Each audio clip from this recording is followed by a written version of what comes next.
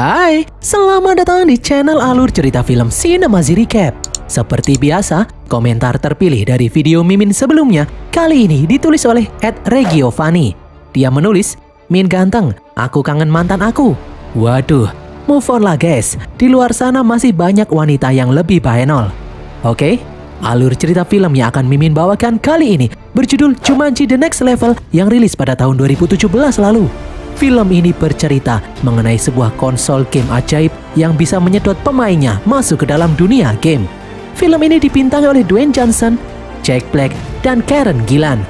Langsung saja kita masuk ke dalam alur cerita film Jumanji The Next Level. Semoga.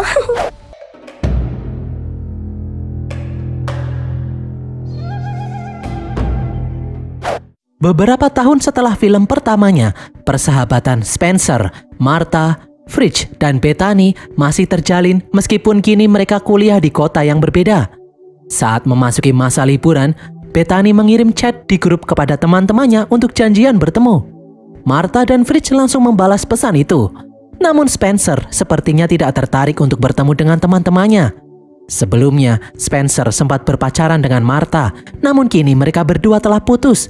Spencer merasa kalau dia hanya anak kuliahan biasa yang harus bekerja paruh waktu untuk membiayai kuliahnya. Dia merasa tidak pantas menjadi pacar Martha yang kini menjadi gadis populer di kampusnya. Singkat cerita, di saat liburan sekolah, Spencer akhirnya pulang ke kampung halamannya. Spencer terkejut melihat kakeknya, Eddie, kini tinggal di rumahnya karena habis operasi pinggul.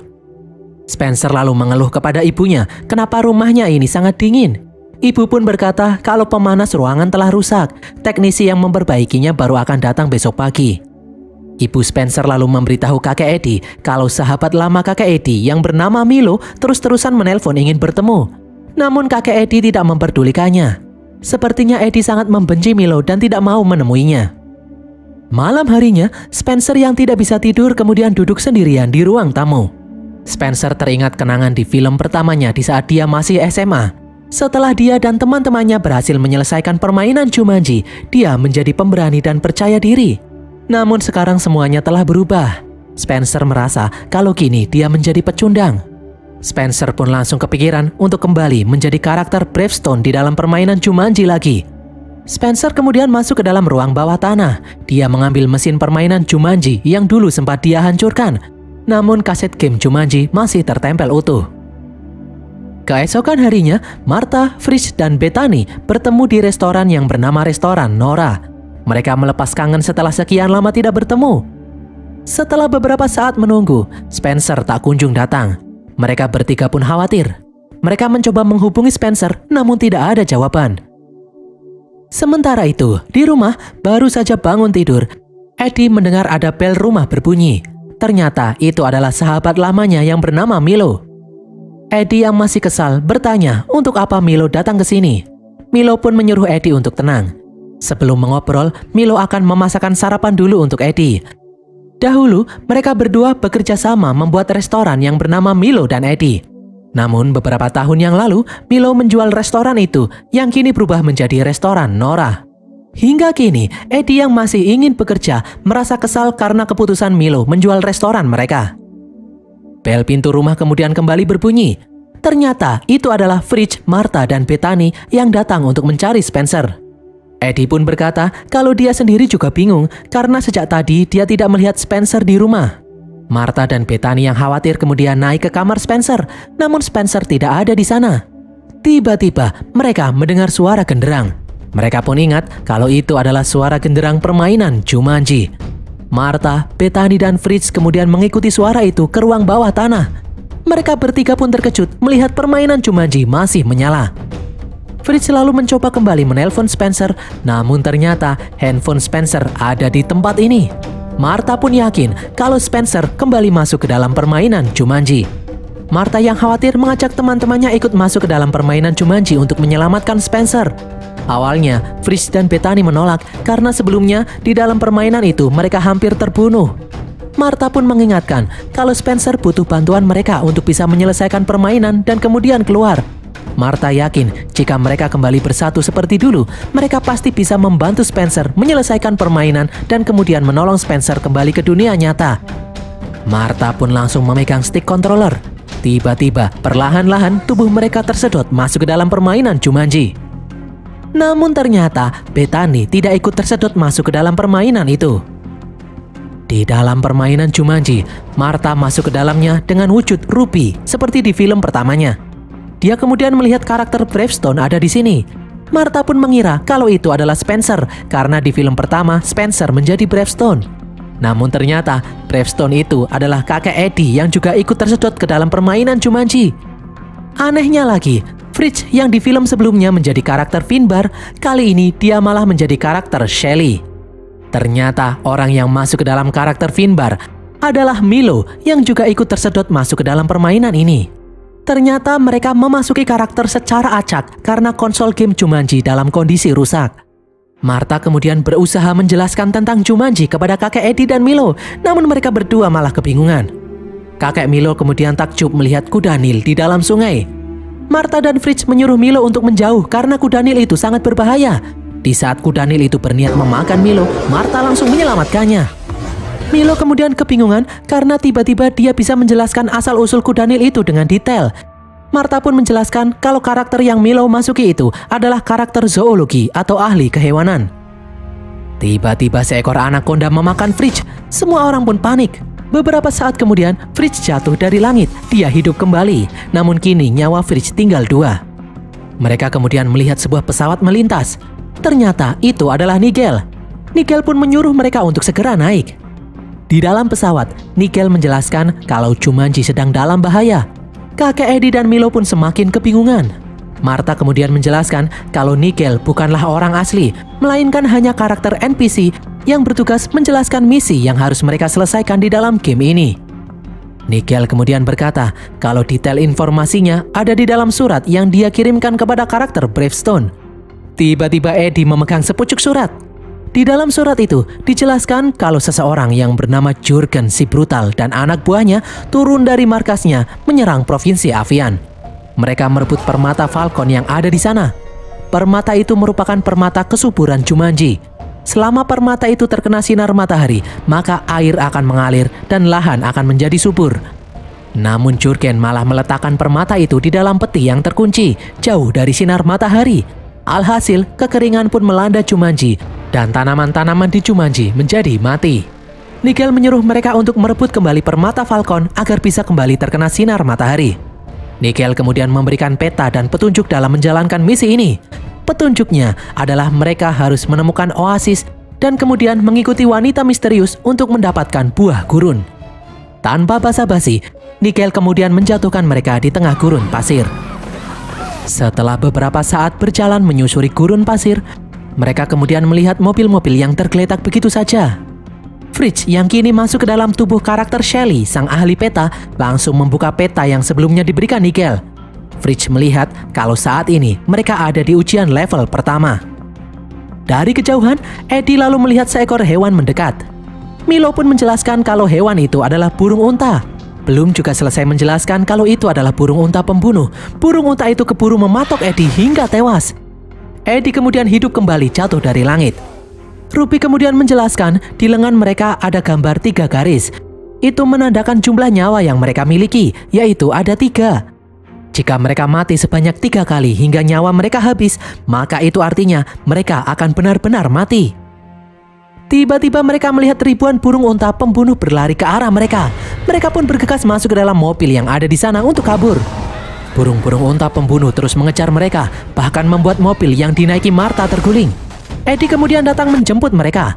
Martha dan Fritz pun langsung masuk ke dalam mobil yang dinaiki Eddie dan Milo. Eddie kemudian menghentikan mobilnya karena di depan mereka ada jurang yang sangat dalam. Eddie kemudian melihat ada gundukan tanah yang lumayan tinggi. Dia pun memacu mobilnya untuk naik ke gundukan tanah itu dan kemudian melompat. Meskipun mobilnya hancur, mereka akhirnya berhasil selamat menghindari kejaran burung unta pembunuh.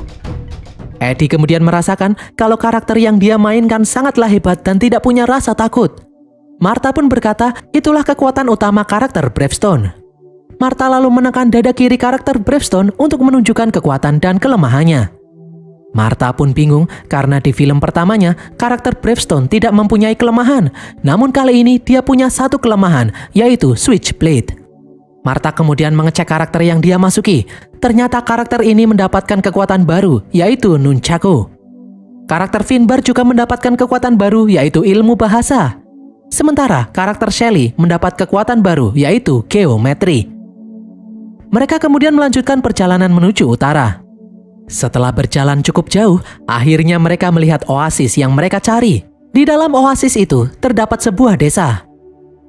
Sementara itu, di dunia nyata, Bethany yang kebingungan mendatangi rumah Alex meminta bantuan untuk menyelamatkan teman-temannya yang masuk ke dalam permainan Jumanji. Di dalam permainan Jumanji, Martha dan yang lain akhirnya sampai di desa oasis. Mereka kemudian masuk ke dalam sebuah bar. Di sini, tiba-tiba ada seorang wanita yang menghampiri Eddie. Wanita itu merasa senang melihat karakter Bravestone datang ke sini. Wanita itu mengaku kalau dia adalah mantan pacar Bravestone.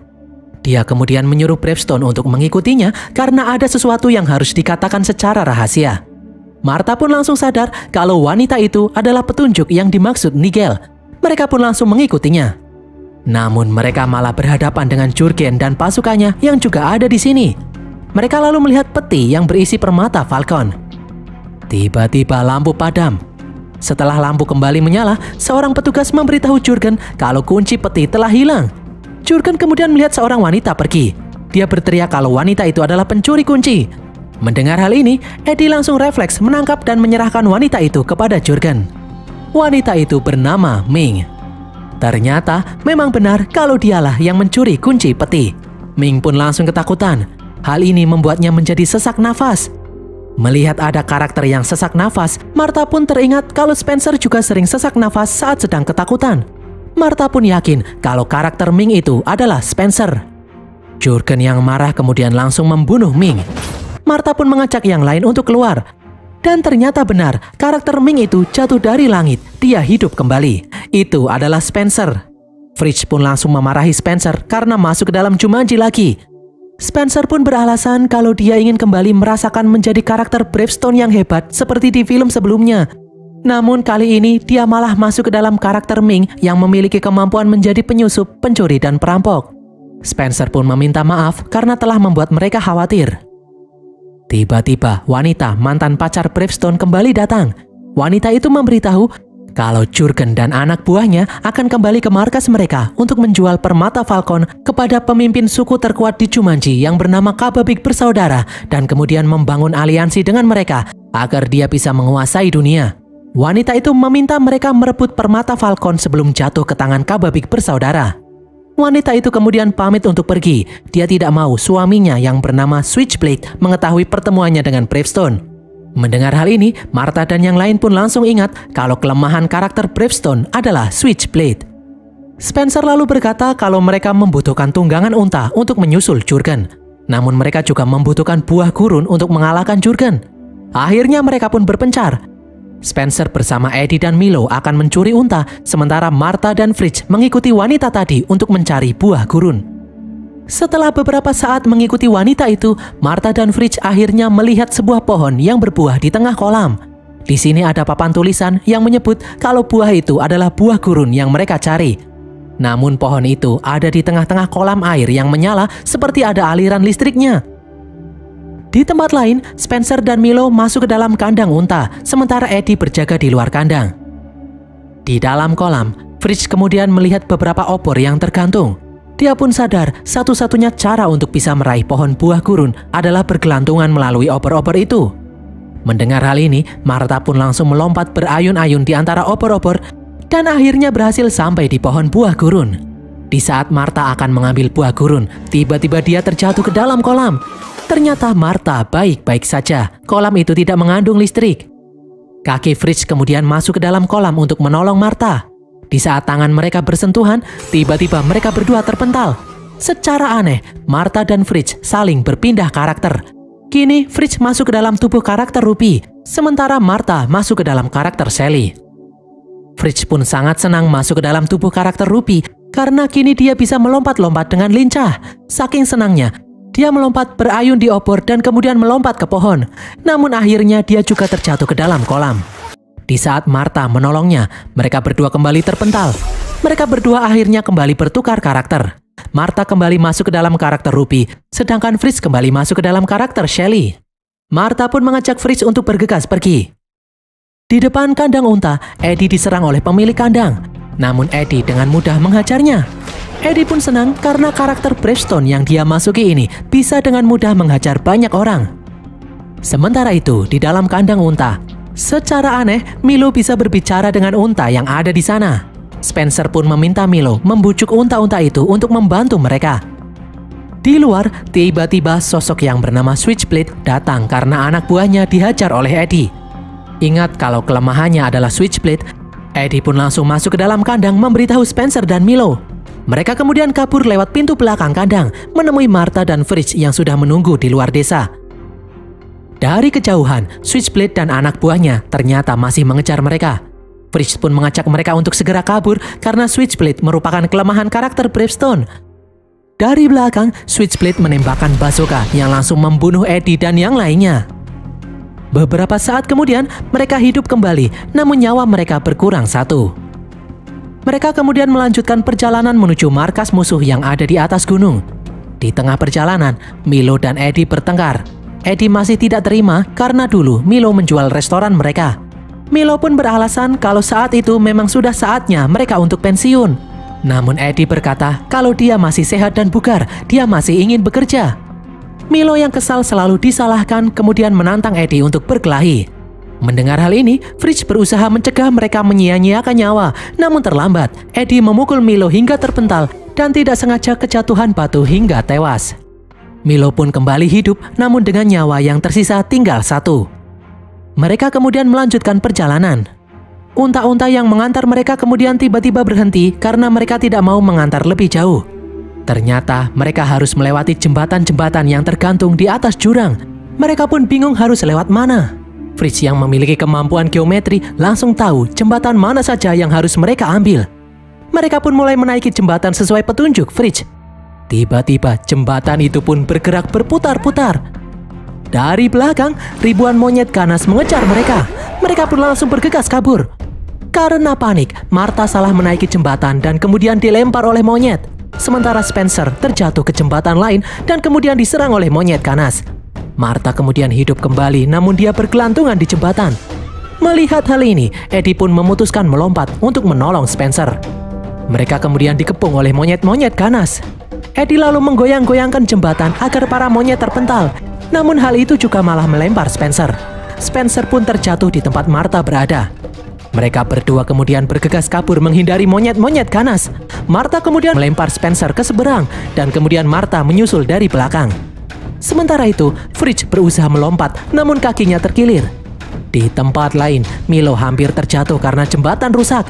Melihat kawanan monyet ganas masih mengejar mereka, Eddie memutuskan untuk memotong tali jembatan agar monyet-monyet itu tidak bisa mengejar. Dengan susah payah, Eddie dan yang lain akhirnya berhasil mendarat di tebing seberang. Namun ternyata, para monyet-monyet ganas ini juga berhasil menyeberang dan mengepung mereka. Tiba-tiba, dari belakang, Alex yang ikut masuk ke dalam permainan Jumanji menjadi karakter yang bernama Seaplane datang menyelamatkan mereka sambil naik seekor kuda hitam. Alex pun memberitahu kalau dia datang ke dalam game Jumanji bersama dengan Bethany yang kini berwujud karakter kuda hitam yang bernama Cyclone. Alex kemudian memberikan baju hangat kepada teman-temannya karena markas musuh ada di puncak gunung yang dingin. Setelah ganti baju, Eddie menemui Milo yang sedang melihat keindahan alam dunia Jumanji. Di sini Eddie meminta maaf karena selama ini dia selalu menyalahkan Milo mengenai restoran mereka.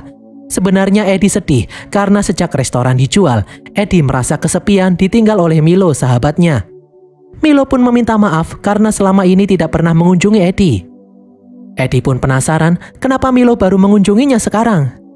Milo pun akhirnya berkata jujur, selama ini dia mengidap kanker ganas. Dokter berkata kalau hidup Milo tidak akan lama lagi. Selama ini Milo menunggu saat yang tepat untuk memberitahu Eddie. Milo pun bersyukur karena dia memiliki kehidupan yang indah, ditambah dia juga punya sahabat baik seperti Eddie. Singkat cerita, mereka akhirnya melihat benteng markas musuh dari jauh. Namun Fritz pesimis mereka bisa mengalahkan musuh ini karena saat ini karakter Jumanji yang mereka mainkan dimainkan oleh orang yang salah, tidak seperti di film pertama. Ditambah-tambah nyawa mereka kini hanya tersisa satu. Fritz yang sedang duduk tiba-tiba jatuh terperosok. Dia kemudian berteriak memanggil teman-temannya. Ternyata di sini juga ada kolam listrik seperti yang ada di dalam oasis. Air yang ada di sana bisa membuat mereka bertukar karakter. Eddie, Fridge, Milo, Spencer, dan Bethany kemudian masuk ke dalam kolam. Akhirnya, Spencer kini kembali masuk ke dalam tubuh karakter Bravestone. Bethany kembali masuk ke dalam tubuh karakter Shelly, dan Fridge masuk ke dalam tubuh karakter Finbar. Sementara Eddie masuk ke dalam tubuh karakter Ming, dan Milo masuk ke dalam tubuh karakter kuda hitam Cyclone.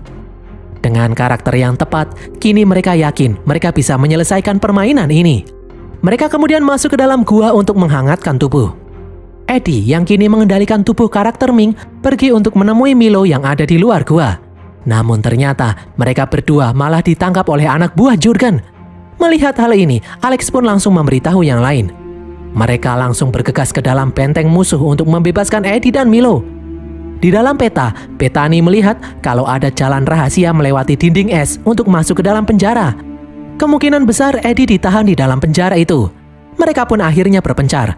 Spencer yang kini mengendalikan karakter Bravestone bersama Martha akan memanjat dinding es untuk menyelamatkan Eddie. Sementara yang lain akan membebaskan Milo.